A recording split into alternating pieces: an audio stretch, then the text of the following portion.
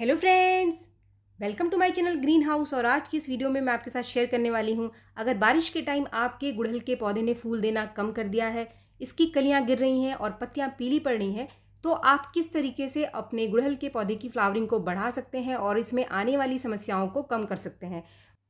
अगर बारिश के टाइम आपके गुड़हल के पौधे पर कीड़ों की संख्या बढ़ गई है, कलियां बहुत ज़्यादा गिर रही हैं, पौधा आपका बिल्कुल भी फूल नहीं दे रहा है या फिर पत्तियां आपकी पीली पड़ने लग गई हैं, तो इसके पीछे क्या कारण है और इन सारी समस्याओं को आप कैसे ठीक कर सकते हैं, इसके साथ ही आज की इस वीडियो में मैं आपके साथ शेयर करने वाली हूं ऐसे 2 फर्टिलाइजर जो आपके गुड़हल के पौधे की सारी समस्याओं को ठीक करेगा और आपके गुड़हल के पौधे को फूलों से भर देगा। वो 2 फर्टिलाइजर ऐसे फर्टिलाइजर हैं जो आप मार्केट से भी खरीद सकते हैं, या फिर अगर आपके पास मार्केट का कोई फर्टिलाइजर नहीं है तो कौन सा होममेड फर्टिलाइजर है जो कि इस समय आप गुड़हल के पौधे को दे सकते हैं और इन सारी समस्याओं से अपने गुड़हल के पौधे को बचा सकते हैं। सबसे पहले कुछ बहुत ज़रूरी केयर टिप्स नंबर 1, चाहे कितनी भी तेज़ धूप हो, कितनी भी बारिश हो, आपको अपने गुड़हल के पौधे को तेज़ धूप वाली जगह पर ही रखना है। तेज़ धूप में आप ऐसा बिल्कुल भी ना सोचें कि आपका पौधा ख़राब हो जाएगा, ऐसा बिल्कुल भी नहीं है। गुड़हल का पौधा तेज़ धूप का ही पौधा है। जितनी अच्छी धूप इसको मिलती है, ये उतनी ही अच्छी ग्रोथ करता है, उतनी अच्छी फ्लावरिंग करता है। बारिश के पानी से भी इसको आपको बचाने की ज़रूरत नहीं है कि बारिश से बचाने के लिए आप इसको किसी शेड वाली जगह पर रखें, ऐसा नहीं है। सिर्फ पौधे की मिट्टी की ड्रेनेज अच्छी रखें, आप पॉट की ड्रेनेज अच्छी रखें, बस गमले में पानी रुकने नहीं देना है आपको अपने गुड़हल के पौधे को पूरे दिन की धूप वाली जगह पर ही रखना है, तभी आपका गुड़हल का पौधा अच्छी ग्रोथ करेगा, अच्छी फ्लावरिंग करेगा। जितना ज़्यादा ये धूप में रहेगा उतनी ही कलियां बनाएगा। कलियों के गिरने की समस्या या फिर पौधे पर कीड़े लगने की समस्या भी आपको कम से कम देखने के लिए मिलेगी, और जितना धूप इसको कम मिलेगा ये समस्याएं आपके गुड़हल के पौधे के ऊपर उतनी ही ज़्यादा बढ़ जाएगी। फूलों का साइज़ भी आपके पौधे का छोटा निकल कर आएगा, अपने अंदर कलियां भी कम बनाएगा, और जितनी भी कलियां निकल कर आएंगी इसको अच्छी धूप ना मिलने की वजह से, बहुत ज़्यादा पानी मिलने की वजह से कलियां गिर जाएंगी। तो गुड़हल के पौधे को आप धूप में ही रखें, ताकि जैसे ही बारिश खत्म हो और धूप उसको मिले तो पौधे की मिट्टी का पानी सूखेगा, जो कि बहुत ज़रूरी है। अगर पौधे की मिट्टी का पानी लगातार गीला रहेगा तो पौधे में समस्या बनी रहेगी, इसलिए धूप गुड़हल के पौधे के लिए बहुत ज़रूरी है। टिप्स नंबर 2, अगर आपके गुड़हल के पौधे में पानी रुक रहा है, इसके पॉट के अंदर पानी रुक रहा है, तो आप उसकी ड्रेनेज को ठीक करें।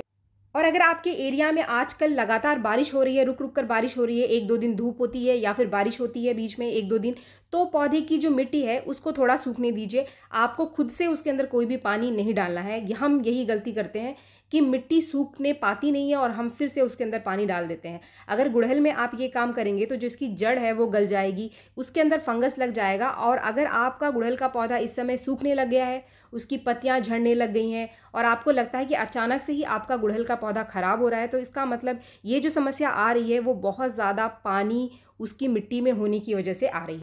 इसके बाद टिप्स नंबर 3, इस समय क्योंकि मॉइस्चर बहुत ज़्यादा होता है, बारिश की वजह से पत्तियां लगातार गीली रहती हैं, तो उनके ऊपर कीड़े लगने की समस्या बहुत ज़्यादा कॉमन है। ये समस्या आपको देखने के लिए ज़रूर मिलती होगी अपने गुड़हल के पौधे पर। इसके लिए सबसे आसान सॉल्यूशन है, आप 1/4 चम्मच बेकिंग सोडा को 1 लीटर पानी में घोलकर अपने गुड़हल के पौधे पर छिड़क दीजिए, जहाँ जहाँ पर कीड़े लग रहे हैं। आपको छिड़कना शाम के टाइम है, और गीले पत्तों पर कभी भी आपको इसका छिड़काव नहीं करना है। जब बीच में धूप निकले, पत्तों के ऊपर जो पानी है वो सूख जाए, तभी आपको इसका छिड़काव करना है। अगर समस्या फिर भी बनी हुई है तो अगले दिन या फिर 1 दिन छोड़कर आप इसको फिर से अपने पौधे के ऊपर स्प्रे कर सकते हैं। टिप्स नंबर 4, अगर आपको अपने गुड़हल के पौधे पर ज़्यादा ब्रांचेस चाहिए, क्योंकि जितनी ज़्यादा नई ब्रांचेस उतनी ही अच्छी फ्लावरिंग, उतनी ही ज़्यादा कलियाँ, तो इसके लिए टाइम टाइम पर जो ख़राब ब्रांचेस हैं थोड़े थोड़े से ऊपर से आप इनको कट ज़रूर करते रहें, यानी इनकी जो टिप है उसकी प्रूनिंग आप ज़रूर करते रहें। टिप की प्रूनिंग करने से पौधे की ग्रोथ बढ़ जाती है, ज़्यादा नई ब्रांचेस निकल कर आती है, और जितनी ज़्यादा नई ब्रांचेस उतनी ज़्यादा फ्लावरिंग। तो ये सबसे आसान ट्रिक है अपने पौधे की ग्रोथ को बढ़ाने के लिए, कि आप उसकी ऊपर से थोड़ी थोड़ी प्रूनिंग ज़रूर करते रहिए। अगर आपके पौधे में एक एक लंबी ब्रांच पड़ी हुई है तो उसको आप ज़रूर काटें, और ये काफ़ी अच्छा टाइम है। इस समय बारिश में गुड़हल के पौधे की ग्रोथ काफ़ी अच्छी होती है। जितनी अच्छी आप इसके ऊपर कटाई छटाई करते रहेंगे उतना अच्छा ये शेप लेगा और अधिक से अधिक ब्रांचेस ये निकालेगा। तो अगर आपको अपने पौधे की ग्रोथ को बढ़ाना है तो ये काम आपको अपने हर पौधे के ऊपर करते रहना चाहिए। इसके टिप को ऊपर से 2-3 इंच ज़रूर काटते रहना चाहिए, इससे पौधा भी हमारा हेल्दी रहता है। अब है सबसे ज़रूरी टिप, वो है टिप नंबर 5, जो कि है हमारे पौधे का फर्टिलाइज़र। अगर आपके पौधे में ये सारी समस्याएं आ रही हैं, पत्तों के पीले होने की समस्या और कलियों के गिरने की समस्या बहुत ज़्यादा आ रही है, आप मिट्टी को सूखने भी दे रहे हैं, उसका ध्यान रखते हैं, ड्रेनेज भी आपके पौधे की अच्छी है, फिर भी आपके पौधे की कलियां गिर रही हैं, तो आपको इस समय कौन कौन से फर्टिलाइज़र हैं जो कि अपने पौधे में देने चाहिए। सबसे पहले हम बात करते हैं वो फर्टिलाइज़र जो कि आप मार्केट से लेकर अपने गुड़हल के पौधे में दे सकते हैं और अपने पौधे की फ्लावरिंग को बढ़ा सकते हैं। बहुत सारे लोग हैं जिनके पास गुड़हल के काफ़ी सारे पौधे होते हैं लेकिन फ्लावरिंग बिल्कुल भी नहीं होती है, तो ऐसे लोगों के लिए आज के इस वीडियो में मैं एक फर्टिलाइज़र का कॉम्बिनेशन यहाँ पर शेयर कर रही हूँ जो कि बारिश के लिए काफ़ी अच्छा रहेगा आपके गुड़हल के पौधे के लिए। यहाँ पर जो चीज़ें मैंने ली है, सबसे पहले मैं आपको उन चीज़ों के बारे में बता देती हूँ। जो सबसे पहली चीज़ मैंने यहाँ पे ली है ये है 1 चम्मच सीवीड फर्टिलाइज़र। बारिश में सीवीड फर्टिलाइज़र को अपने हर पौधे में आपको ज़रूर डालना चाहिए, और अगर आपके पास बहुत सारे पौधे हैं, आपके पास गार्डन है, तो सीवीड फर्टिलाइज़र आपके पास ज़रूर होना चाहिए क्योंकि सीवीड में काफ़ी सारे माइक्रो न्यूट्रिएंट्स हैं। कुछ बेसिक फर्टिलाइज़र जैसे कि नाइट्रोजन, पोटाशियम और फास्फोरस तो हम अपने पौधे को देते रहते हैं। कंपोस्ट डालने से भी काफ़ी अच्छी मात्रा में नाइट्रोजन, पोटाशियम और फास्फोरस मिल जाता है, लेकिन कुछ माइक्रो न्यूट्रिएंट्स जिनकी कमी बनी रहती है उसके लिए हमें सीवीड ज़रूर डालना चाहिए। इसके साथ मैंने लिया है यहाँ पर 1 चम्मच नीम की खली का पाउडर। अगर आपके पास है तो इस समय बारिश में आप अपने हर पौधे पर 1 चम्मच नीम की खली का पाउडर ज़रूर डालें। तीसरी जो चीज़ मैंने यहाँ पर ली है ये है डीएपी के कुछ दाने, जो लगभग 1/4 चम्मच से भी कम लिया है मैंने अपने 12 इंच के पॉट के लिए।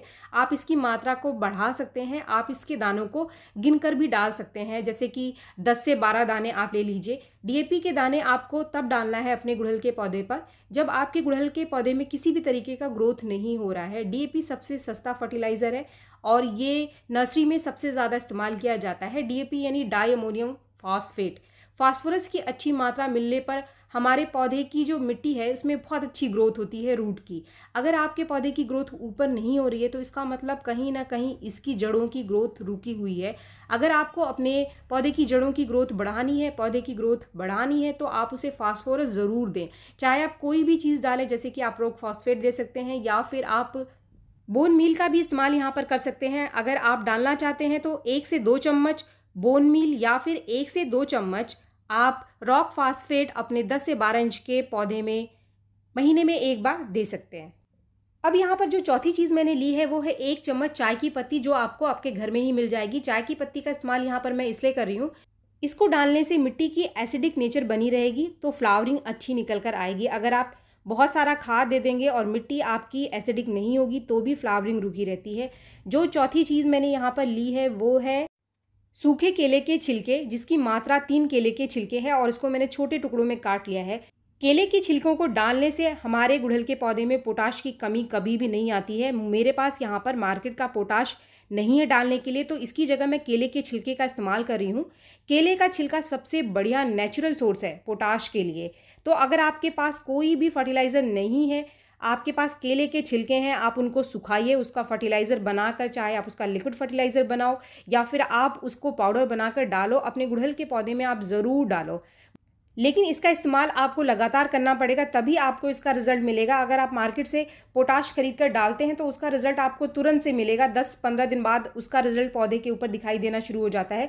लेकिन जब भी हम कोई नेचुरल फर्टिलाइज़र अपने पौधे को देते हैं तो हमें थोड़ा सा पेशेंस रखना पड़ता है, उसका रिजल्ट भी हमें देर में मिलता है और उसका इस्तेमाल भी आपको बार बार करना पड़ेगा, तभी आपको उसका रिजल्ट मिलेगा। आप ऐसा बिल्कुल भी ना सोचें कि आपने एक बार डाला तो बिल्कुल चमत्कार हो गया और आपका पौधा भर भर के फूल देने लग गया।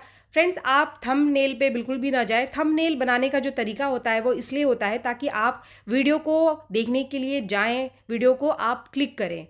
फ्रेंड्स, इस फर्टिलाइज़र को डालने के बाद ये जो केले के छिलके दिखाई दे रहे हैं, इसको हमें अच्छे से पहले मिट्टी से ढकना है। जब तक हम इसे मिट्टी से नहीं ढकेंगे ये डिकम्पोज नहीं होगा और उसका रिजल्ट नहीं मिलेगा।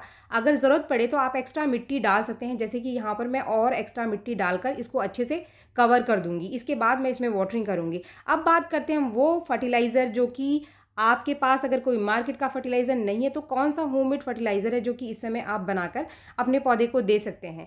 तो फ्रेंड्स, चलिए देखते हैं कि वो कौन से होममेड फर्टिलाइज़र है जिसका इस्तेमाल आप यहाँ पर कर सकते हैं और अपने पौधे की समस्याओं को काफ़ी हद तक ठीक कर सकते हैं। यहाँ पर मैंने लिया है 1 चम्मच हल्दी पाउडर। हल्दी पाउडर पौधे की मिट्टी में इस समय बारिश में कीड़ों से पौधे की मिट्टी को बचाएगा और इसको डालने से कीड़े नहीं लगेंगे। अगर आपके पास नीम की खली नहीं है तो उसकी जगह आप हल्दी पाउडर का इस्तेमाल करें। 1 चम्मच हल्दी पाउडर, जो कि मैंने अपने 10 इंच के पॉट के लिए लिया है।